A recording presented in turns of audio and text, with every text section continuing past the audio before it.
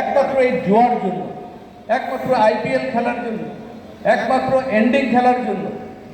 সেই জন্য এগুলোকে যদি আমাদের বন্ধ করতে হয়, প্রথম নিজের বাড়িতে আমাদের দেখতে হবে যে আমার বাড়ির ছেলে বাইরে বেরিয়ে বাজারে গিয়ে অশান্তি করছে না তো, সেটা ভালো করে দেখতে হবে। এটা ভাবতে লাগে না যে আমার বাড়ির ছেলে সবচেয়ে ভালো, বাইরে যা গন্ডগোল হচ্ছে অন্য বাড়ির ছেলেরা করছে না। হয়তো অনেক মায়েরা জানেন না যে নিজের ঘরের ছেলে গিয়ে হয়তো বাইরে অশান্তি করছে, কিন্তু যখন জানতে পারে তখন অনেক দেরি হয়ে যায়। আর ড্রাগ এডিকশন একটা এমন জিনিস, প্রথম ধরা যায় না, কে ড্রাগস খাচ্ছে বোঝা যায় না, যখন বোঝা যায় তখন অনেক দেরি হয়ে যায়।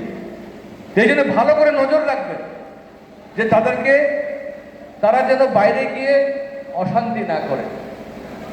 মদের ব্যাপারটা এই জন্যই বলছি, কিছু কিছু লোক আছে তারা না খেয়েও পারবে না, তাই না? তারা না খেয়েও পারবে না, খান, কিন্তু বাড়িতেও অশান্তি করবেন না, বাইরেও অশান্তি করবেন না। একবার যখন খুব আক্রান্ত হয়ে যায়, মদের নেশায় যখন আক্রান্ত হয়ে যায়, সেটা গালিগালাজ করা যায় না, তার জন্য ট্রিটমেন্টের প্রয়োজন হয়, ডাক্তারের কাছে যেতে হয়, ওষুধ খেতে হয়, তাহলে কিন্তু ছাড়া যেতে পারে।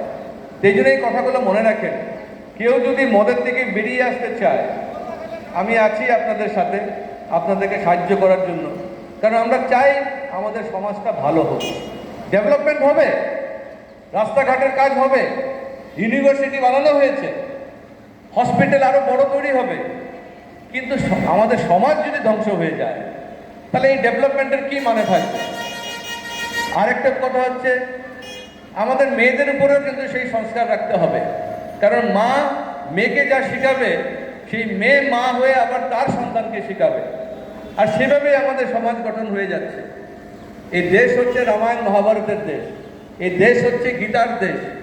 আমরা প্রত্যেক বছর গ্রামে গ্রামে আমাদের ভাগবত পাঠ হয়, কীর্তন হয়, কিন্তু কীর্তন আমাদের হচ্ছে, ভাগবত পাঠও হচ্ছে, কিন্তু তারপরেও গিয়ে আমাদের মেয়েরা কিছু কিছু বাড়ি দেখা যায় পালিয়ে গিয়ে মুসলমান ছেলেকে সাথে পালিয়ে যায়।